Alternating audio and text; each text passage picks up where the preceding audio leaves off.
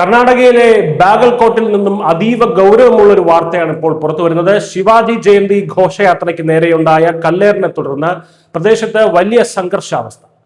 തുടർന്ന് നടന്ന അക്രമ സംഭവങ്ങളുടെ പശ്ചാത്തലത്തിൽ സ്ഥിതിഗതികൾ നിയന്ത്രണ വിധേയമാക്കാൻ ജില്ലയുടെ പല ഭാഗങ്ങളിലും ഇപ്പോൾ കർശന നിരോധനാജ്ഞ പ്രഖ്യാപിച്ചിരിക്കുകയാണ്. ഛത്രപതി ശിവാജി മഹാരാജ് ജയന്തിയുടെ ഭാഗമായി നടന്ന ഘോഷയാത്ര ഒരു പള്ളിക്ക് സമീപത്തു കൂടി കടന്നു പോകുമ്പോഴാണ് അപ്രതീക്ഷിതമായി കല്ലേറുണ്ടായത്. ഇതോടെ സമാധാനപരമായി നീങ്ങുകയായിരുന്ന ഘോഷയാത്ര സംഘർഷത്തിലേക്ക് വഴിമാറി.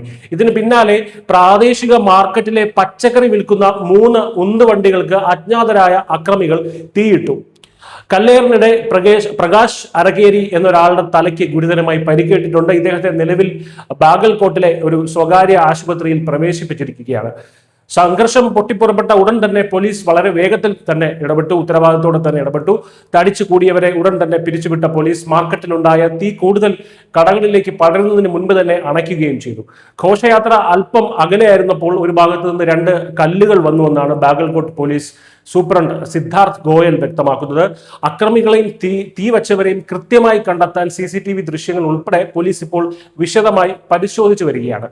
പ്രദേശത്ത് സുരക്ഷ ശക്തമാക്കുന്നതിനായി കൂടുതൽ പോലീസിനെയും വിന്യസിച്ചിട്ടുണ്ട്. അനിഷ്ട സംഭവങ്ങൾ വ്യാപിക്കുന്നത് തടയാൻ ഭാരതീയ ന്യായ സംഹിതയിലെ സെക്ഷൻ 163 പ്രകാരം ഓൾഡ് ബാഗൽകോട്ട്, നവനഗർ, വിദ്യാഗിരി പ്രദേശങ്ങളിൽ സബ് ഡിവിഷണൽ മജിസ്ട്രേറ്റ് നിരോധനാജ്ഞ ഏർപ്പെടുത്തിയിട്ടുണ്ട്. ഫെബ്രുവരി 24 അർദ്ധരാത്രി വരെയാണ് നിയന്ത്രണം.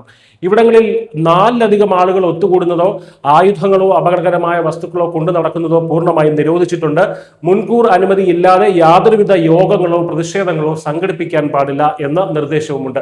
നിലവിൽ ബാഗൽകോട്ടിലെ സ്ഥിതിഗതികൾ പോലീസിന്റെ പൂർണ്ണ നിയന്ത്രണത്തിലാണ്. കുറ്റക്കാർക്കെതിരെ മുഖം നോക്കാതെ കർശന നടപടിയെടുക്കുമെന്ന മുന്നറിയിപ്പാണ് അധികൃതർ നൽകുന്നത്.